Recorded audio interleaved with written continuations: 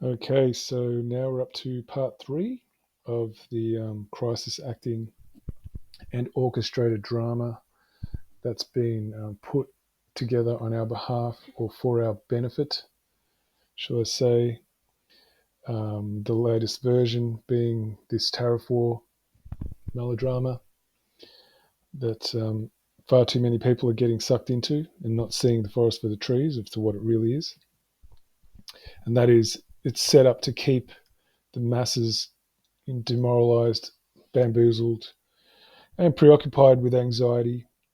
And when I say anxiety, I mean the anxiety that comes with the uncertainty of, your future. And the reason for that is that this is one of the most well proved ways, I guess, to maintain the docility needed across a broad spectrum of people and their beliefs, that keeps us uniform as slaves and confined to the paralysis of confusion. So before I get started, just going to repeat what I started with in part 1 and part 2, because that's the central tenet of all of what this is about. So let's listen to Bill Cooper again as a refresher. The highest levels of all countries, they all belong to the same club. And we, the people, sit back and we watch this grand drama, which is being played out for our benefit, not theirs. If it wasn't for us, they wouldn't even have to do any of this. But you see, they just can't come out and destroy all of us because they need slaves.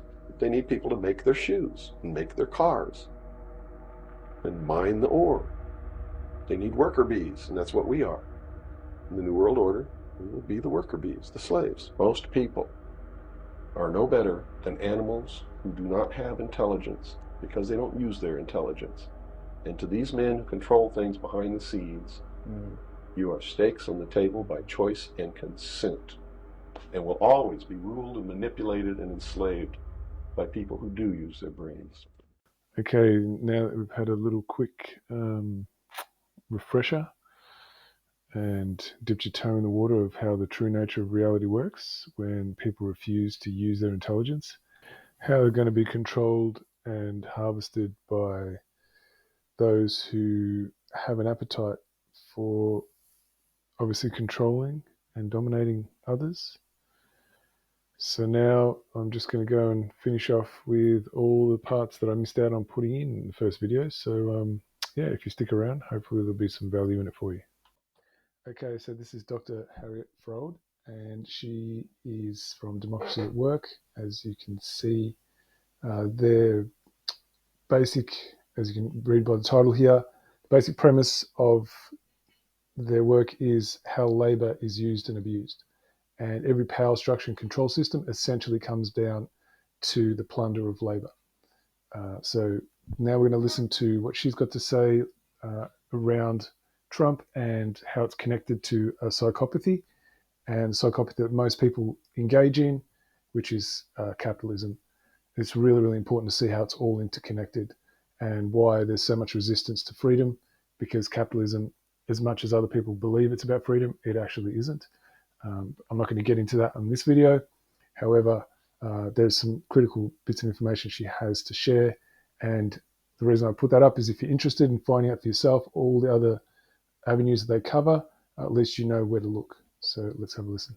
So back to the idea of how capitalism breeds the mental illness of sociopathic illness. Now, if success is defined by wealth, one can feel very successful by having wealth, even though a person didn't earn it. For example, Trump got his start with $214 million from his daddy. Musk got his start from his billionaire father, who owns emerald mines. These are people who start out with wealth and define themselves as superior because they have wealth, which buys things like elections in the United States. They're not worried about how they treat ordinary people. Another reason they're not is that's how they grew up. Trump grew up with multiple servants. So did Musk. Musk lived in South Africa, and as a child, South Africa, before apartheid, where there were huge, well, there still are huge discrepancies in wealth in South Africa because they had a revolution in terms of race, but not in terms of income. And therefore, he grew up with multiple servants. So that's the way it ought to be. And that's the way it naturally is for him. Okay, so just a quick wrap up. What's being set up here is some history of these billionaires, how they first understood reality, and it's through an imbalance of power, and that they are a superior breed of individual. That's why they have all that wealth. So if you honestly believe someone who started out like that and has carried on throughout their life with that same impetus behind them, which all the evidence shows, which I'm going to show a little bit more about in a second, can actually now just miraculously, decide to get in a position of that's actually designed for power and domination over one another, like would actually really go after that spot if they really were there for the people's freedom. If you honestly believe that, and you are not paying attention to reality as it actually happens, then that's something about your particular psychopathy, right? Like, what are you actually attaching to? What are you refusing to look at? Why are you refusing to look at it? What's the fear in facing up to reality as it is? That's the question for you. Anyway, let's listen to more of what Harriet has to say. What about me? What do I bring home to my own child? That kind of thinking is not present for these people. And that is a mental illness, because mental health is all about connection.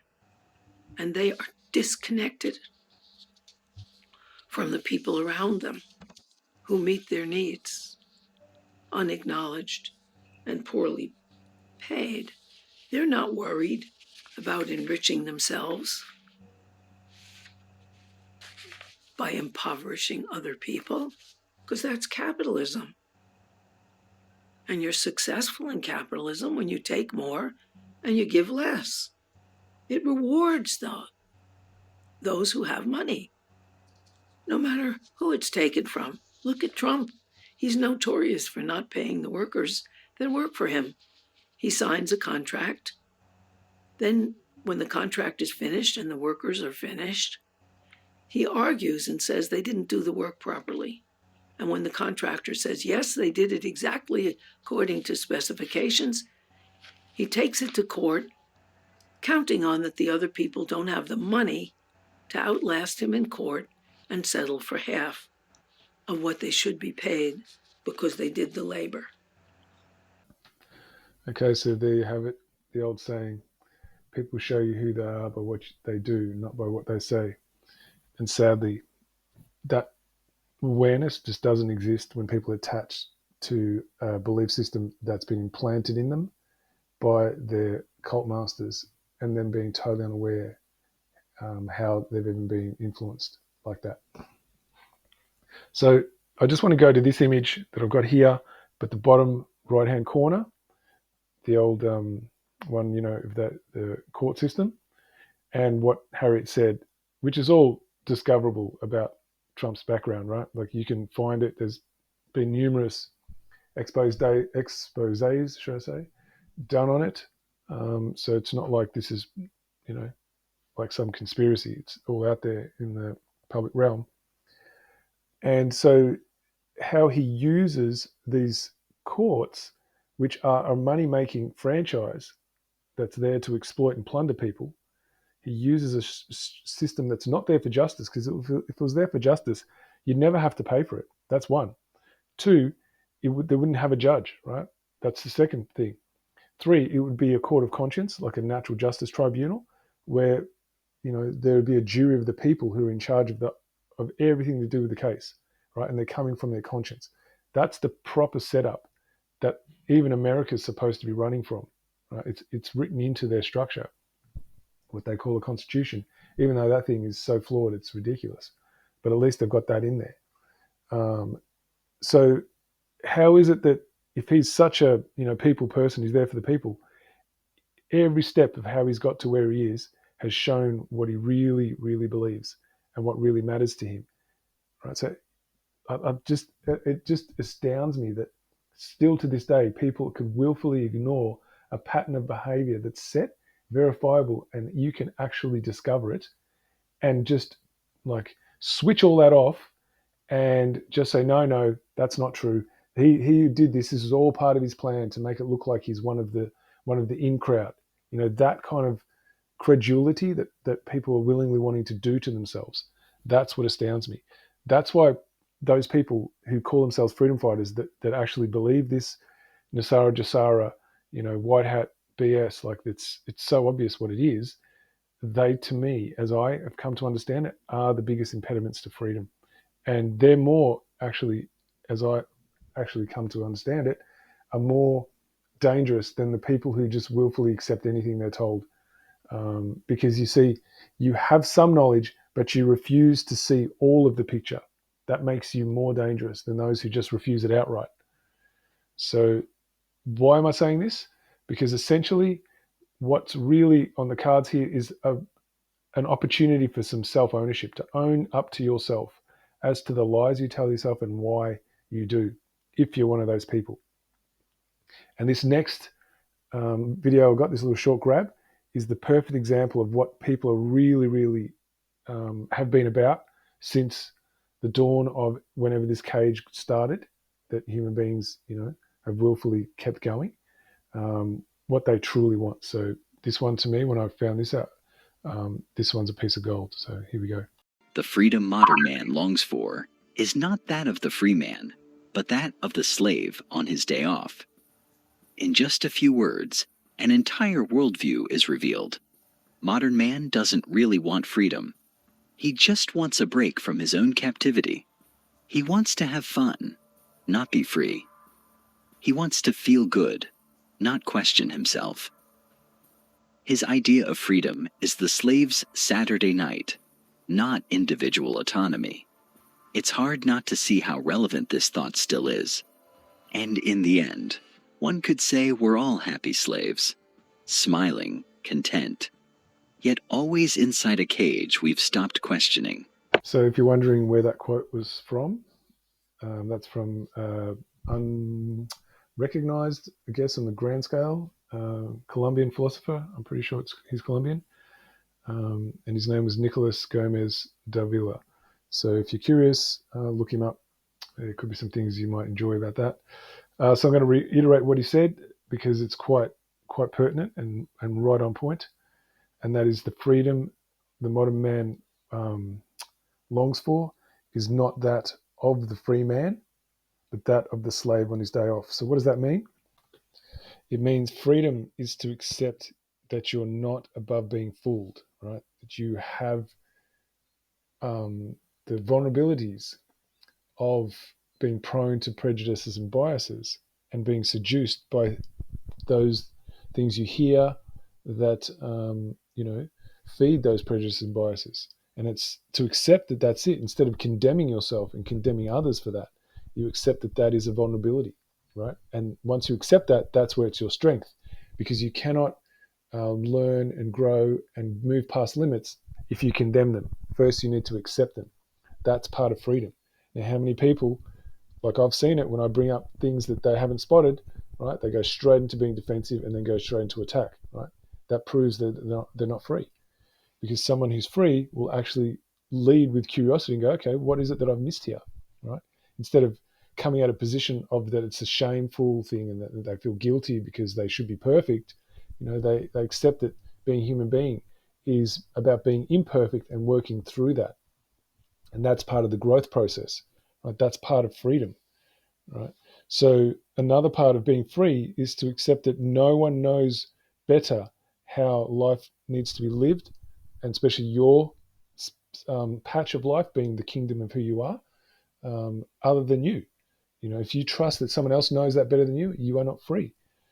So regardless of whether that's, believing that someone else as an individual knows better than you how life should be lived, should, or a group of individuals working in concert under the umbrella of some kind of man-made institution, if you believe they know better, then you're not free, right? You have all the faculties you need. You are imbued with them to live a life of peaceful coexistence with your neighbor and contribute to the abundance. You know what's necessary for voluntary interaction and how to cooperate. No one needs to teach you that. You have all of that. It's about trusting that, as opposed to, believing in these well constructed mental fallacies that can seem very seductive on the surface, yet if you trust in your gut instinct, you will feel something's off about that. And so that's what a free individual does. They trust in their gut instinct, their deepest wisdoms. Now, you think about how many times people have said that, like, oh, if I only listen to my gut instinct, right?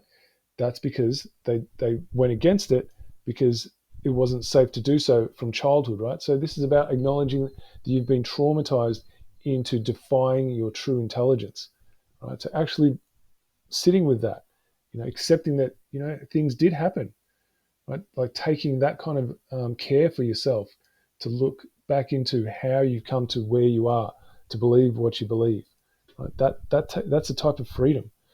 And sadly, that's not really something that is very prevalent. Hence why people like Trump says the things that others want to hear, because it means they don't need to take responsibility for themselves and how they've come to where they are. That's a lot more comfortable, right? So it's also acknowledging that, you're somebody susceptible to comfort, yet comfort breeds complacency, which is the breeding ground for all evil. And so what part of that have you got to take responsibility for? When do you sink into your desire for comfort over, the real effort that's needed to grow and expand and develop, right? That's part of freedom. So that's sadly what, especially people that call themselves freedom fighters or pro-freedom, the majority of them that I've noticed anyway, they are the epitome of the slave on its day off. They just want, to have certain things made sure that are protected, but it's not their responsibility to make sure they protect it themselves, that they want to outsource it and give someone else that responsibility. As soon as you do that, you are making sure that you're setting up the conditions for tyranny, and that's why we have it. And so this is the critical aspect that's not getting understood by the overwhelming majority of people that call themselves freedom fighters or pro-freedom. Okay, so just putting this image up like I promised earlier. This is from Larkin Rose. Now you can see how many views he's had, right? 1.7 thousand. It's bugger all. Harriet's, her video had 19,000. Now you compare that to when people are selling snake oil, and it's what people want to hear. You'll get hundreds of thousands, if not millions, right? And so, those Trump videos, they get up into those numbers, as I've noticed. So why am I showing you this video? Because Larkin gets into problem, reaction, solution, and how, by and large, a huge number of these, let's call them government departments, but they're really just private criminal syndicates, just masquerading as government because they've got those titles, that they are actually there to make sure they consolidate power. And so their job is to create the conditions that make it seem like there's bad people out there that they need to exist and get more power to control. And if that means you lose your freedom, then so be it. So he does a brilliant job of breaking all that down. So I highly recommend, if you're really interested in consolidating your knowledge, to go look this video up. So that's why I've got it there for you. Okay, so nearly finished. Just wanted to put this one up. I've used it before, but it's totally worth using again. Citizens often focus on the personal histories of the villains of authoritarianism instead of the factors in their respective societies which made their rise possible. So basically, that's another way of saying, like, how do people contribute to the conditions that actually invite authoritarian type structures into their lives? And that is by outsourcing their personal responsibility on a mass scale. So unless each individual who's part of society actually takes it upon themselves, we're going to keep living under these structures, and we're going to keep finding people who are going to tell you everything you want to hear, so you remain a collaborator in your own enslavement. Okay, so that's it for this video. Didn't really talk about elbow because it's not really that different. It's pretty much the same. They're just crisis actors all working under the same umbrella. They've all got the same goal, and that is to make sure that you never step into your sovereignty, that you are distracted by their antics, by the dramas they create, by the tension, by the fear, by the anxiety, all those things when you believe that they are actually people who have the right to rule and your job is to obey, otherwise you won't be safe.